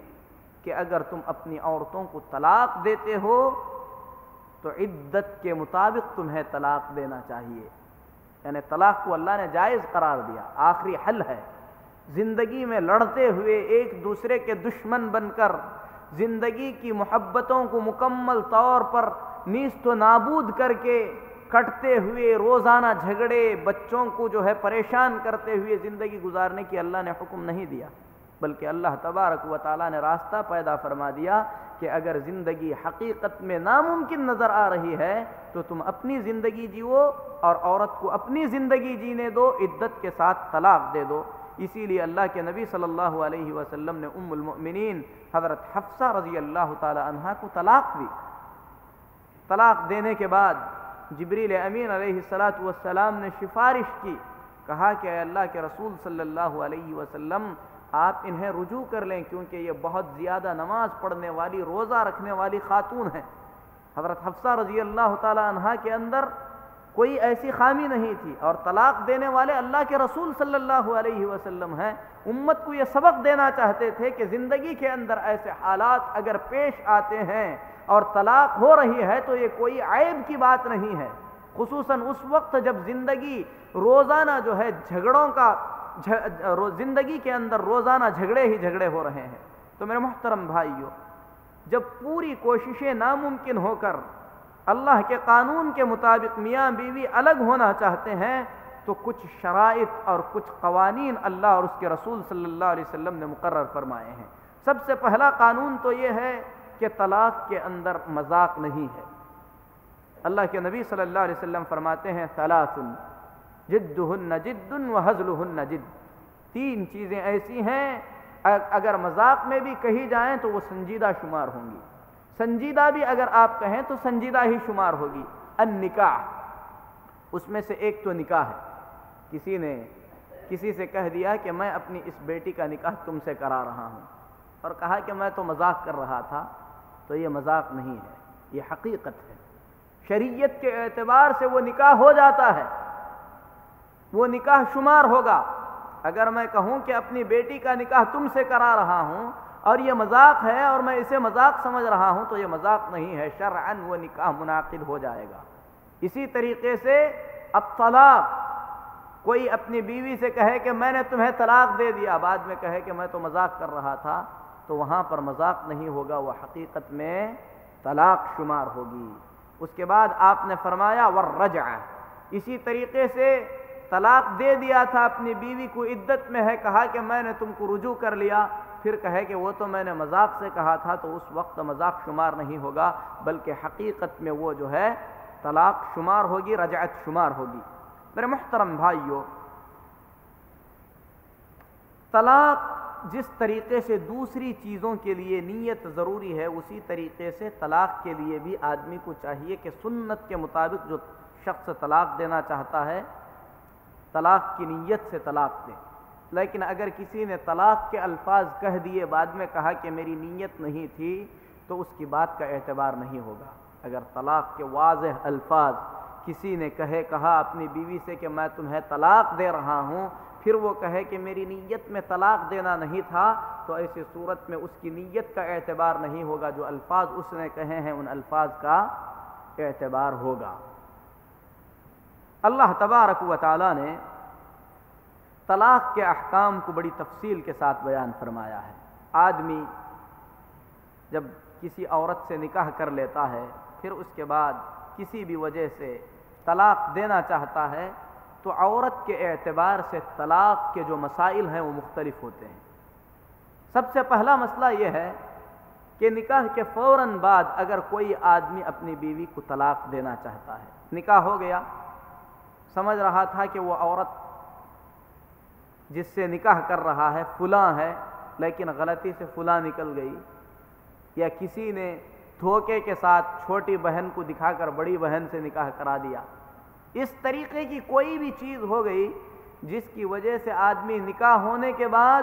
اپنی منکوحہ کو، جو بیوی نکاح میں آ چکی ہے، جمع کرنے سے پہلے، ہم بستری کرنے سے پہلے اگر طلاق دینا چاہتا ہے، تو اللہ تبارک و تعالی نے اس کی شکل بیان کرتے ہوئے فرمایا یا ایھا الذین آمنوا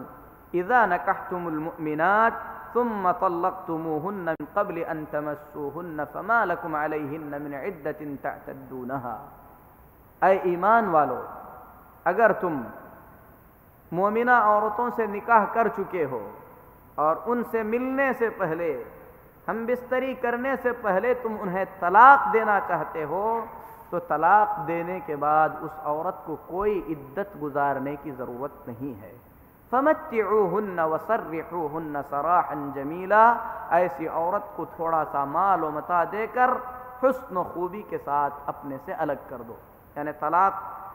نکاح ہو گیا، فوراً طلاق دینا ہے تو کوئی عدت نہیں ہے، فوراً وہ عورت طلاق دے دی جائے گی اور تھوڑا سا مال و متاع اسے دے کر جو ہے اسے جدا کر دیا جائے گا، پھر اس کے بعد وہ میاں بیوی نہیں رہیں گے۔ اسی گھنٹے کے بعد اگر وہ کسی اور آدمی سے نکاح کرنا چاہتی ہے، یا طلاق ہونے کے بعد کسی دوسرے سے اس کا نکاح طے ہوتا ہے، تو وہ نکاح کر سکتی ہے۔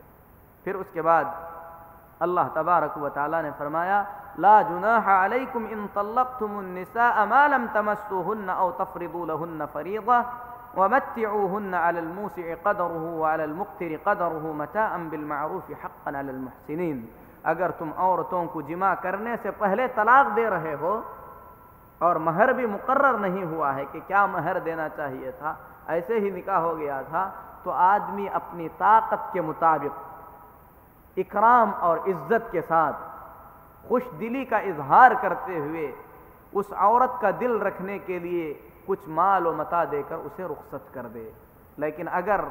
مہر مقرر کر دیا گیا تھا، نکاح ہو چکا ہے، تو تو ایسی صورت میں اللہ کا یہ حکم ہے کہ اس عورت کو آدھا مہر دے کر طلاق دیا جائے۔ اللہ فرماتا ہے وَإِن طَلَّقْتُمُوهُنَّ مِن قَبْلِ أَن تَمَسُّوهُنَّ وَقَدْ فَرَضْتُمْ لَهُنَّ فَرِيضَةً فَنِصْفُ مَا فَرَضْتُمْ، اگر تم مہر مقرر ہو جانے کے بعد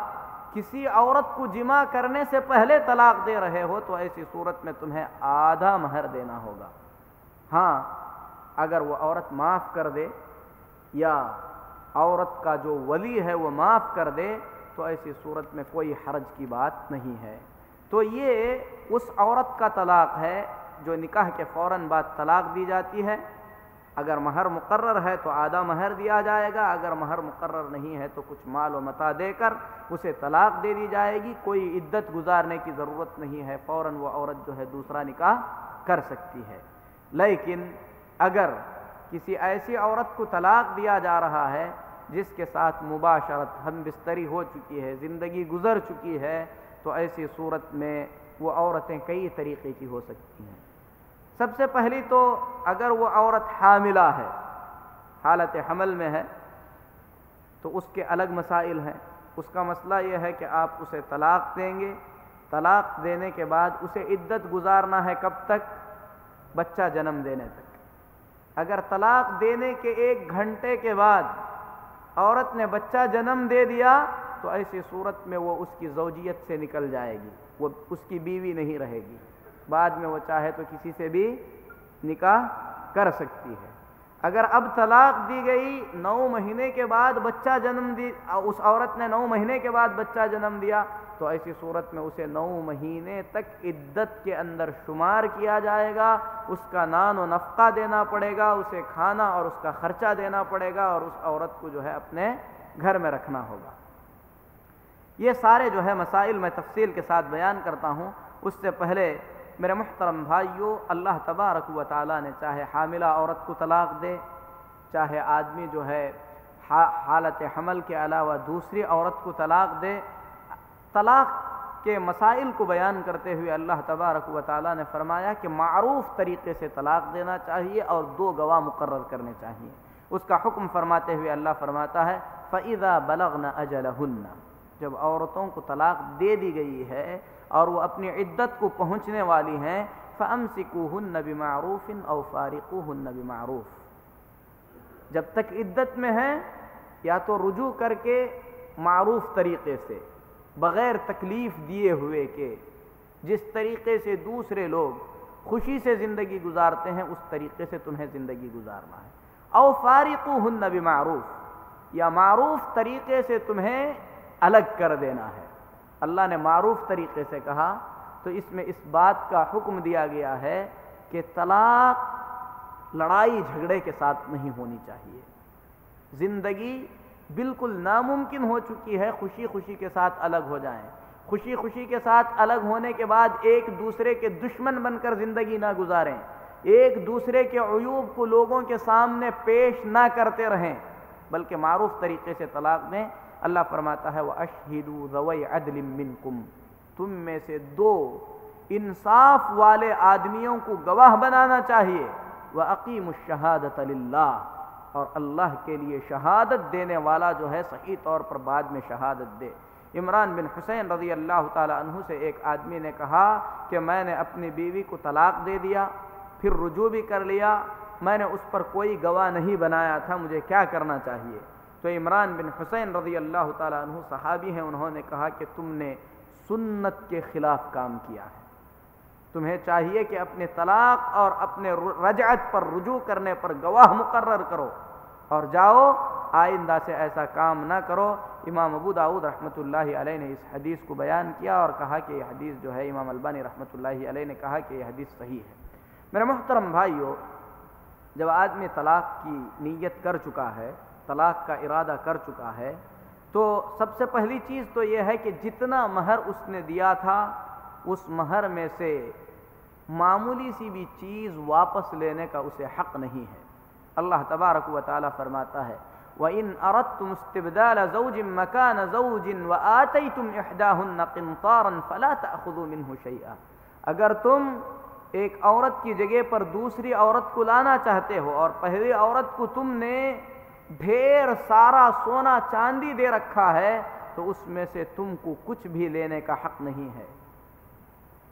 اتأخذونہ بہتانا و اثما مبینا، دینے کے بعد گناہ کرتے ہوئے اور گناہ کے ساتھ تم اس چیز کو واپس لینا چاہتے ہو.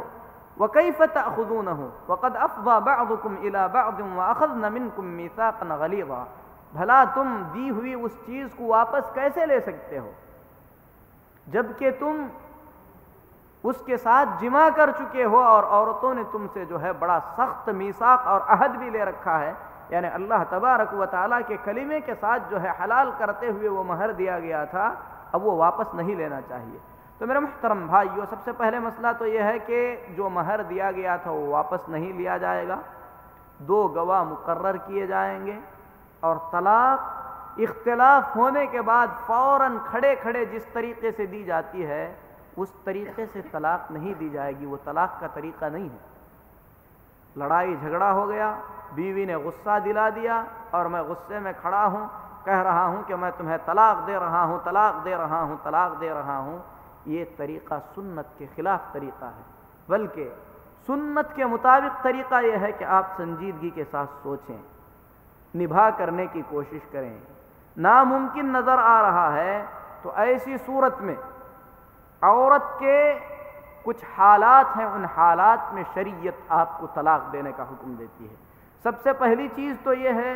کہ اگر آپ کی بیوی حیض کی حالت میں ہے، نفاس کی حالت میں ہے، تو ایسی صورت میں طلاق دینا جائز نہیں ہے.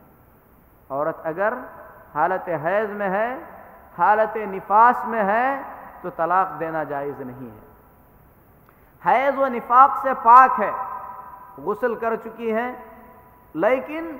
اس کے بعد اگر آپ اپنی بیوی سے جمع کر چکے ہیں، مل چکے ہیں، ہم بستری کر چکے ہیں تو اس طہر میں طلاق دینا درست نہیں ہے. حیض میں بھی نہیں دے سکتے، نفاس میں بھی نہیں دے سکتے. اسی طریقے سے حیض و نفاس سے پاک ہونے کے بعد اگر عورت سے جمع کر کے ہیں تو اس طہر میں، اسے طہر کہتے ہیں جس میں عورت پاک ہے، آپ اس وقت بھی طلاق نہیں دے سکتے. تو پھر کیا کرنا ہے؟ دوبارہ عورت کی ماہواری آنے تک کا انتظار کرنا ہے. پھر اس کے بعد عورت کے پاک ہونے کا انتظار کرنا ہے. اب یہاں تک حقیقت میں اگر غصے میں تھا آدمی، جلد بازی میں فیصلہ کر رہا تھا، تو شریعت اتنا وقت آپ کو دے رہی ہے کہ آپ سوچو. حقیقت میں طلاق کا جو آپ سوچ رہے ہیں یہ سنجیدہ ہے، کیا یہ ضروری ہے؟ یہ سوچنے کا وقت ہے آپ کے پاس. پھر اس کے بعد جب وہ ماہواری سے پاک ہو جائے تو آپ ایک طلاق عورت کو دیں گے. بات واضح ہے؟ حالت حیض میں نہیں دینا ہے، حالت نفاس میں نہیں دینا ہے. پاک ہے لیکن آپ ان سے مل چکے ہیں تو آپ کو طلاق نہیں دینا ہے. کب طلاق دینا ہے؟ دوبارہ حیض آنے کے بعد. عورت جب غسل کر لے اس کے بعد کتنی طلاقیں دینی ہیں؟ 1 طلاق دینی ہے. اور اللہ تبارک و تعالیٰ فرماتا ہے کہ اس 1 طلاق کے دینے کے بعد تم اس عورت کو اپنے گھر سے نہیں نکال سکتے. عورت کو گھر کے اندر رہنے دینا ہے. عورت کو کیا کرنا ہے؟ گھر کے اندر رہنے دینا ہے اور آپ کو ساتھ میں زندگی گزارنا ہے. کھانا بھی دینا ہے، پانی بھی دینا ہے، بستر کا انتظام بھی کرنا ہے، گھر کا انتظام بھی کرنا ہے، بیمار ہے تو دوائی کا انتظام بھی کرنا ہے. 1 طہر تک آپ کو انتظار کرنا ہے. اگر جلد بازی کا فیصلہ تھا، آپ یہاں پر سوچ سکتے ہیں. آپ کی بیوی آ رہی ہیں، جا رہی ہیں، بلکہ شریعت یہ حکم دیتی ہے کہ ایسے وقت میں عورت کیا کرے؟ زیب و زینت اختیار کرے تاکہ اپنے شوہر کو اپنی طرف مائل کرے. عام طور پہ کیا ہوتا ہے؟ لڑائی جھگڑا ہونے کے بعد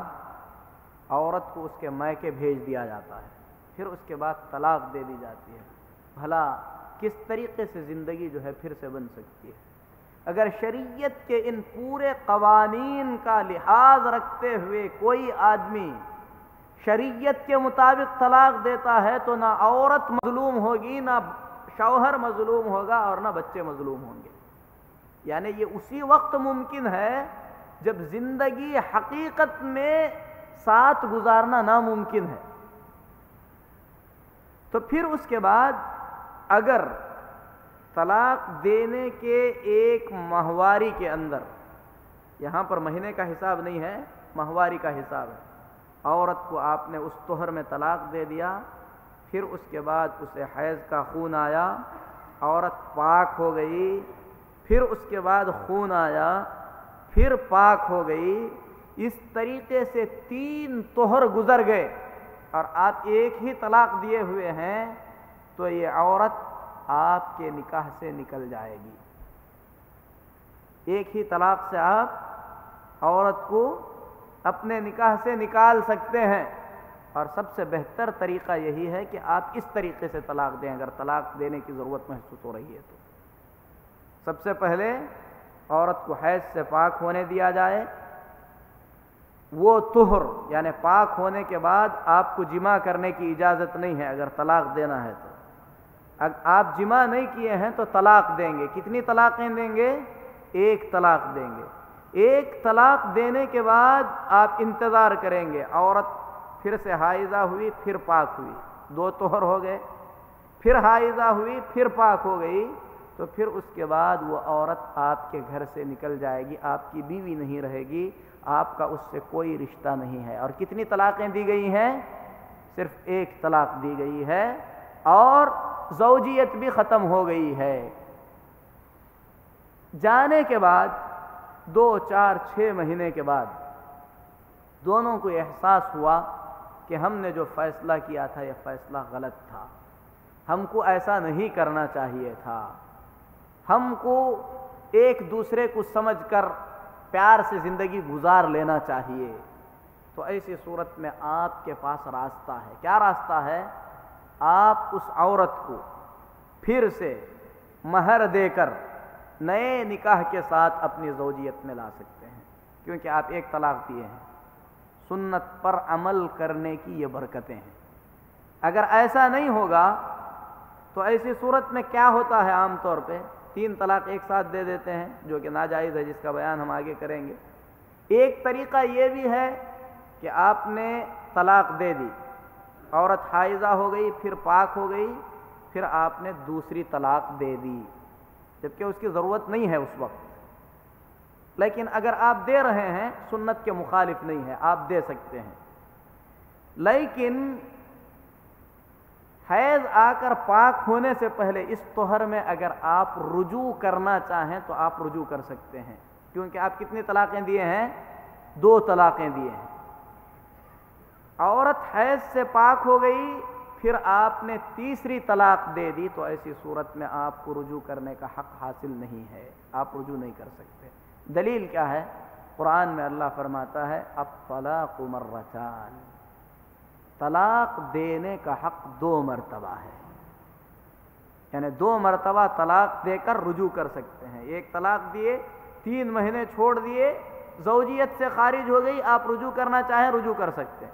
پہلے ہی مہینے میں رجوع کرنا چاہیں رجوع کر سکتے ہیں، عدت کے گزرنے سے پہلے رجوع کرنا چاہیں رجوع کر سکتے ہیں، یا 1 طہر میں 1 طلاق دیے، لیکن 2 طلاقوں کے اندر اگر آپ رجوع کرنا چاہیں تو رجوع کر سکتے ہیں، لیکن 2 طلاقیں 2 طہر میں آپ نے دے دی ہے، اس کے بعد اگر آپ طلاق دے رہے ہیں فَإِمْسَاكُمْ بِمَعْرُوفٍ أَوْ تَسْرِيحٌ بِإِحْسَانٍ، تیسری طلاق دینے کے بعد آپ کو احسان کے ساتھ اس عورت کو چھوڑ دینا ہے، روکنے کا حق نہیں ہے۔ اسی لیے اللہ فرماتا ہے فَإِن طَلَّقَهَا، یہ 2 طلاق ہو جانے کے بعد اگر تیسری طلاق اپنی بیوی کو دیتا ہے فَلَا تَحِلُّ لَهُ حَتَّى تَنْكِحَ زَوْجًا غَيْرَهَا، حَتَّى تَنْكِحَ زَوْجًا غَيْرَهَا، تو اس مرد کے لیے وہ عورت اس وقت تک حلال نہیں ہوگی جب تک کہ کسی دوسرے مرد سے نکاح نہ کر لے۔ یعنی اگر 3 طلاقیں آپ نے دے دی ہیں تو ایسی صورت میں آپ نئے نکاح سے بھی اس عورت کو اپنی زوجیت میں نہیں لا سکتے، پھر سے بیوی نہیں بنا سکتے۔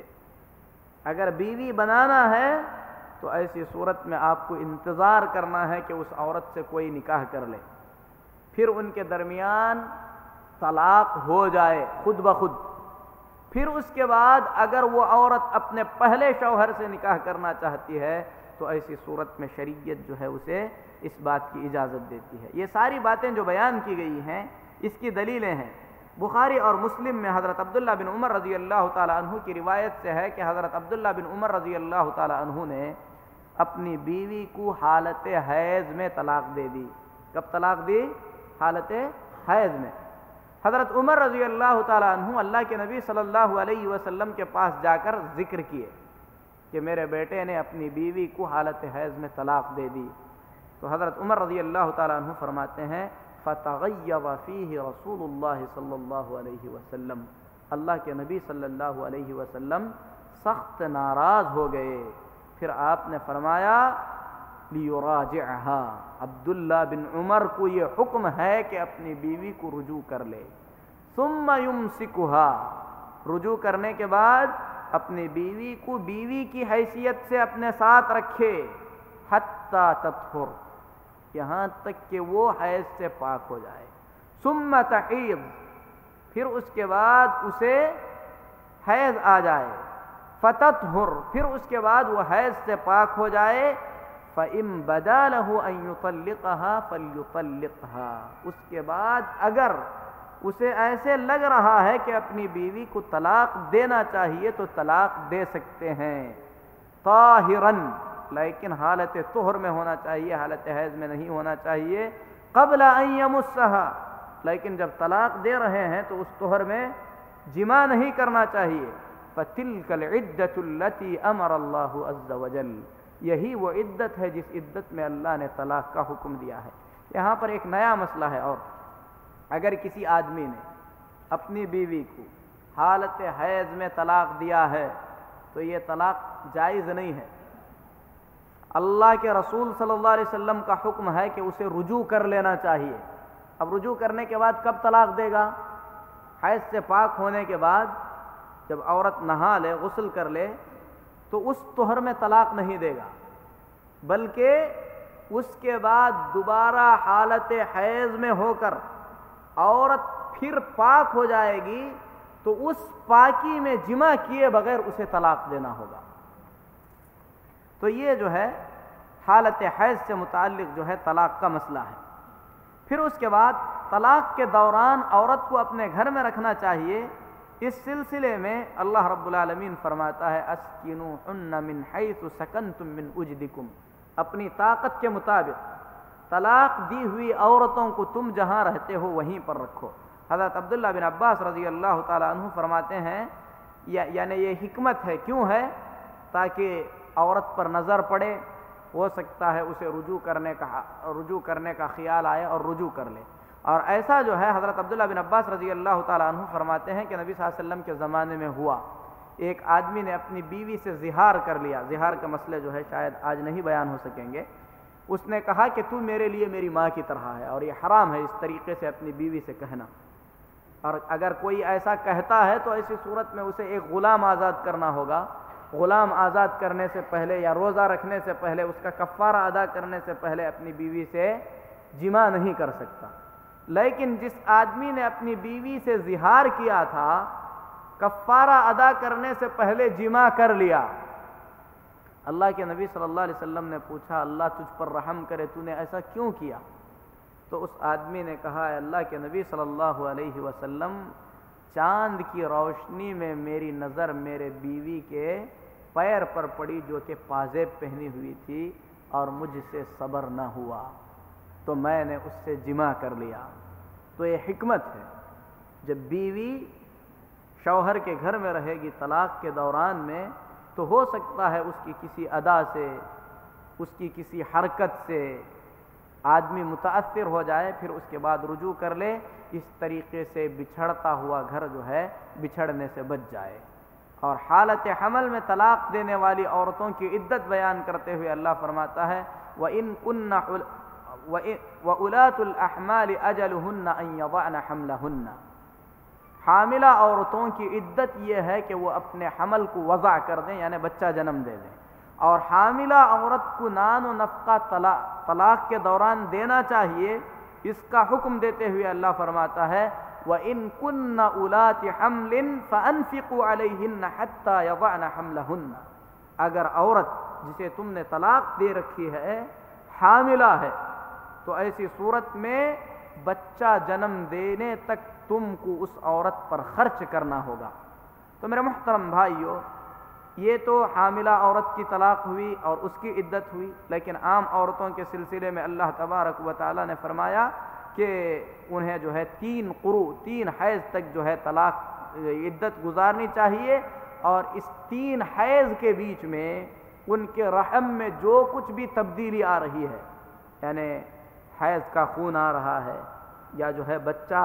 ان کے رحم میں پڑ گیا ہے، جو کچھ بھی ہے یہ جو ہے اللہ سے ڈرتے ہوئے انہیں بتاتے رہنا پڑے گا۔ اس بات کا اللہ تبارک و تعالی نے جو ہے حکم دیا ہے۔ پھر اس کے بعد اگر تیسری طلاق دے دیا ہے تو اس وقت تک جائز نہیں ہے جب تک کہ وہ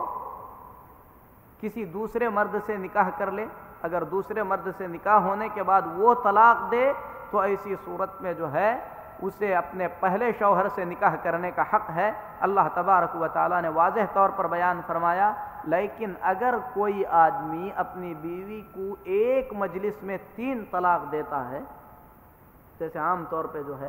لڑائی جھگڑوں میں ہوتا ہے، تو یہ چیز شریعت میں بہت ہی زیادہ ناپسند کی گئی ہے۔ حضرت محمود بن لبید رضی اللہ تعالیٰ عنہ صحابی ہیں، کہتے ہیں اللہ کے نبی صلی اللہ علیہ وسلم سے آ کر کسی نے بتلایا کہ ایک آدمی نے اپنی بیوی کو ایک ساتھ 3 طلاق دے دی۔ فقام غضبانا، اللہ کے رسول صلی اللہ علیہ وسلم غصے کی حالت میں کھڑے ہو گئے۔ ثم قال، پھر آپ فرمانے لگے، ایلعب بکتاب اللہ وانا بین اظہرکم، میرے تمہارے بیچ میں ہوتے ہوتے کیا اللہ کی کتاب سے کھیلا جا رہا ہے؟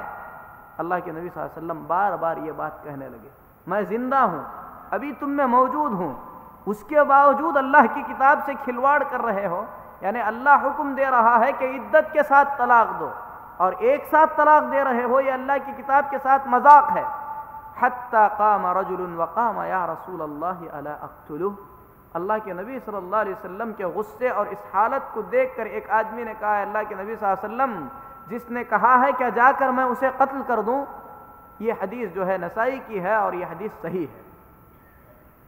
لیکن جو طلاقیں اللہ کے نبی صلی اللہ علیہ وسلم کے زمانے میں 3 ایک ساتھ دی گئی ہیں، ان طلاقوں کے بارے میں نبی صلی اللہ علیہ وسلم نے کیا کیا ہے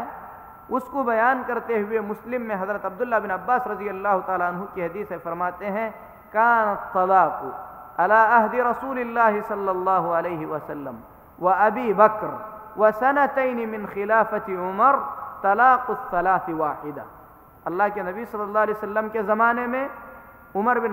حضرت ابو بکر صدیق رضی اللہ تعالیٰ عنہ کی خلافت کے زمانے میں اسی طریقے سے حضرت عمر رضی اللہ تعالیٰ عنہ کی خلافت کے 2 سال تک جو 3 طلاقیں دی جاتی تھیں اسے کیا مانا جاتا تھا؟ ایک طلاق مانا جاتا تھا۔ حضرت عمر رضی اللہ تعالیٰ عنہ کی خلافت کے دوسرے سال جب اس طریقے کے واقعات زیادہ ہونے لگے تو حضرت عمر رضی اللہ تعالیٰ عنہ نے فرمایا ان الناس قد استعجلوا فی امر قد كانت لهم فیہم انات فلو امضیناہ علیہم، اللہ نے جس مسئلے میں لوگوں کو موقع دے رکھا تھا، لوگ اس مسئلے میں جلد بازی سے کام لے رہے ہیں، یعنی اللہ 3 طلاقوں کا اور اتنا بہترین نظام نازل فرمایا ہے، لیکن لوگ اپنی زندگیوں کو تباہ کرنے پر تلے ہوئے ہیں۔ اگر لوگوں کے کرتوتوں کے مطابق ان 3 طلاقوں کو 3 شمار کر کے فیصلہ کر دیا جائے تو کیسے رہے گا؟ یہ کہہ کر حضرت عمر رضی اللہ تعالیٰ عنہ نے ان 3 طلاقوں کو 3 کہہ کے جو ہے فیصلے کے طور پر جاری فرما دیا۔ تو اس کو جو ہے سیاست شرعیہ کہتے ہیں، یعنی شرعی سیاست، لوگوں کو کسی چیز سے روکنے کے لیے اس طریقے سے حضرت عمر بن خطاب رضی اللہ تعالیٰ عنہ نے کیا تھا، ورنہ نبی صلی اللہ علیہ وسلم کے زمانے میں جو 3 طلاقیں ہوئیں اللہ کے نبی صلی اللہ علیہ وسلم نے اسے 1 قرار دیا۔ حضرت ابو رکانہ رضی اللہ تعالیٰ عنہ جو ہے 3 طلاق دیے، اس کے بعد شرمندہ ہو گئے، پریشان ہو گئے کہ کیا کروں۔ نبی کریم صلی اللہ علیہ وسلم کے پاس آئے، اللہ کے نبی صلی اللہ علیہ وسلم نے فرمایا انہا واحدہ، وہ 3 طلاقیں 3 نہیں ہیں بلکہ وہ 3 طلاقیں 1 طلاق ہیں۔ اور یہ بات امام مسند احمد کے اندر بیان کی گئی ہے، اور دوسری روایت میں ہے کہ اللہ کے نبی صلی اللہ علیہ وسلم نے حضرت رکانہ رضی اللہ تعالی عنہ سے کہا، جب ان کی بیوی آئیں، حضرت ابو رکانہ کی بیوی ام رکانہ رضی اللہ تعالی عنہ کہنے لگیں اے اللہ کے نبی صلی اللہ علیہ وسلم میرے شوہر نے 3 طلاقیں دے دیں، تو اللہ کے نبی صلی اللہ علیہ وسلم نے فرمایا قد علمت، مجھے معلوم ہو چکا ہے، راجعها، اب تم کو رجوع کرنے کا حق حاصل ہے، یعنی رجوع کر سکتے ہو۔ اور یہ فیصلہ جو نبی کریم صلی اللہ علیہ وسلم نے کیا ہے، صحابہ میں سے حضرت عبداللہ بن عباس رضی اللہ تعالی عنہ، زبیر بن عوام رضی اللہ تعالی عنہ، عبد الرحمن بن عوف رضی اللہ تعالی عنہ، حضرت علی رضی اللہ تعالی عنہ، عبداللہ بن مسعود رضی اللہ تعالی عنہ، اور بڑے علماء میں سے امام ابن تیمیہ رحمۃ اللہ علیہ، امام ابن القیم رحمۃ اللہ علیہ، اور سابقہ سعودی عرب کے مفتی امام عبدالعزیز بن عبداللہ بن باز رحمۃ اللہ علیہ، ان تمام کا یہی کہنا ہے کہ اگر کوئی آدمی ایک مجلس میں اپنی بیوی کو 3 طلاق دیتا ہے تو یہ شریعت کے خلاف عمل ہے، لیکن وہ طلاقیں 3 نہیں بلکہ 1 طلاق شمار ہوں گی۔ اور اس سلسلے میں کتاب و سنت کی بہت ساری دلیلیں ہیں، اور ہمارے ملکوں میں یہ مسئلہ جو ہے بہت اختلاف کا مسئلہ بنا ہوا ہے، جبکہ احادیث اس باب میں جو ہے بہت زیادہ واضح ہیں۔ لیکن جب لوگ سنت رسول صلی اللہ علیہ وسلم سے اعراض کر لیتے ہیں تو اللہ تبارک و تعالی وہاں پر کیا کر دیتا ہے، اپنا عذاب مسلط فرما دیتا ہے۔ اور عام طور پر جو لوگ 3 طلاقیں دے دیتے ہیں، طلاق دینے کے بعد پریشان ہو کر گھومنے لگتے ہیں کہ کیا کیا جائے، اور اس پریشانی سے نکلنے کے لیے حلالے کا راستہ اختیار کر لیتے ہیں۔ اور حلالہ کیا ہوتا ہے؟ حلالہ یہ ہوتا ہے کہ جو عورت طلاق پا چکی ہے، 3 طلاقیں جسے دی جا چکی ہیں، اس عورت کا کسی مرد کے ساتھ نکاح کرایا جاتا ہے۔ پہلے ہی سے یہ طے ہوتا ہے کہ وہ مرد اس عورت کے ساتھ 1 رات گزارنے کے بعد اسے طلاق دے دے گا،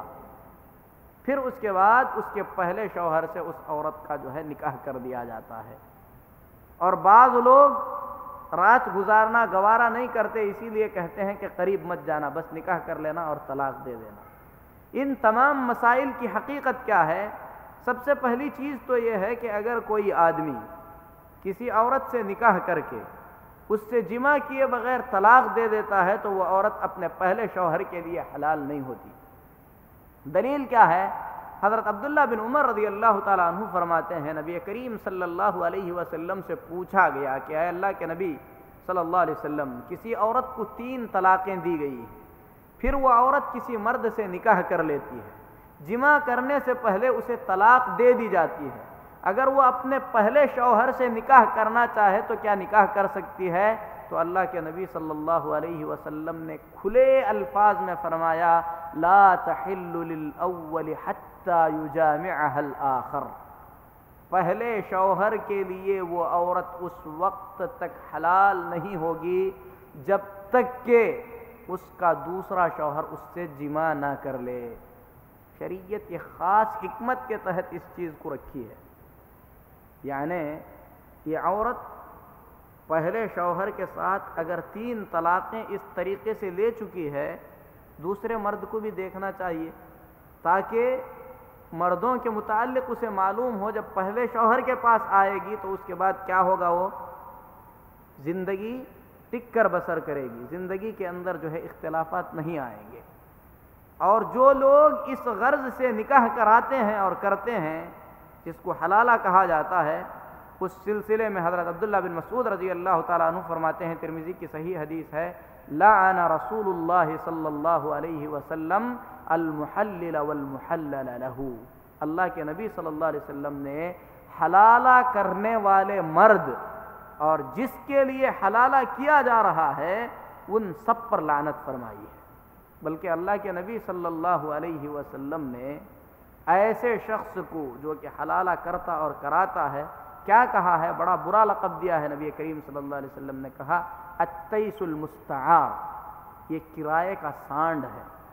اللہ کے نبی صلی اللہ علیہ وسلم نے فرمایا الا اخبرکم بالتیس المستعار، کیا میں تمہیں کرائے کے سانڈ کے بارے میں بتلاؤں؟ قالوا بلا یا رسول اللہ، صحابہ نے کہا ہے اللہ کے نبی صلی اللہ علیہ وسلم یہ بدبخت کون ہے؟ تو نبی کریم صلی اللہ علیہ وسلم نے فرمایا هو المحلل لعن اللہ المحلل والمحلل له، یہ حلالہ کرنے والا ہے اور حلالہ کرنے اور کرانے والے پر اللہ کی لعنت ہے۔ یہ ابن ماجہ، دارقطنی، حاکم اور بیہقی کی صحیح حدیث ہے، اور اس حدیث کے راوی حضرت عقبہ بن عامر رضی اللہ تعالی عنہ ہیں۔ امام ابن تیمیہ رحمۃ اللہ علیہ فرماتے ہیں کہ حلالہ کا نکاح ہی نہیں ہوتا ہے، یعنی جو رات بسر کی جاتی ہے وہ بدکاری ہے، پھر اس کے بعد پہلے شوہر کے پاس جو آ کر زندگی گزارتی ہے یہ پوری بدکاری ہے، یعنی یہ نکاح ہی منعقد نہیں ہے، نکاح ہی درست نہیں ہے۔ اور امام ابن القیم رحمۃ اللہ علیہ فرماتے ہیں کہ یہ جو بات ہے، یعنی نکاح نہ ہونے کی جو بات ہے، اس بات پر جو ہے پورے اہل علم کا اجماع ہے۔ طلاق میرے محترم بھائیوں ضرورت کے تحت اگر دی جاتی ہے تو اس کے بعد ایک مختصر چھوٹا سا مسئلہ بیان کر کے وقت کی قلت کی وجہ سے میں اپنی بات ختم کرتا ہوں۔ وہ مسئلہ یہ ہے کہ طلاق ہو گئی اور شریعت کے مطابق ہوئی، طلاق کے مسئلے پہ میاں بیوی کو ندامت اور شرمندگی نہیں ہوئی، حقیقت میں انہوں نے سوچا کہ جو راستہ طلاق کا ہم نے اختیار کیا تھا یہ ہماری باقی زندگی کے لیے زیادہ بہتر ہے، کیونکہ زندگی صرف جو ہے دنیا کی زندگی نہیں ہے۔ اگر میاں بیوی ایک دوسرے کے حقوق ادا نہیں کر سکتے ہیں، زبردستی نکاح کے بندھن میں بندھے ہوئے ہیں، تو روزانہ اللہ کی نافرمانیاں ہوں گی، عورت شوہر کی نافرمانی کرے گی، شوہر عورت کے حقوق ادا نہیں کرے گا، تو ان کے نامہ اعمال میں گناہ بڑھتے جائیں گے۔ اس لیے انہوں نے اگر طلاق کا راستہ اختیار کر لیا ہے، شریعت کے مطابق طلاق ہو چکی ہے، تو ان تمام کو چاہیے کہ پچھلی زندگی کے جو بھی راز میاں بیوی ایک دوسرے کے جانتے ہیں اس کی حفاظت کریں، ان رازوں کو لوگوں کے سامنے نہ کھولیں۔ پھر اس کے بعد اولاد کا مسئلہ ہے کہ اولاد کو کیا کیا جائے۔ تو میرے محترم بھائیوں 5 منٹ میں اپنی بات ختم کروں گا انشاءاللہ۔ اولاد جو ہے اس کی تربیت کی ذمہ داری طلاق کے بعد بھی ماں باپ پر اسی طریقے سے ہے جس طریقے سے طلاق سے پہلے تھی۔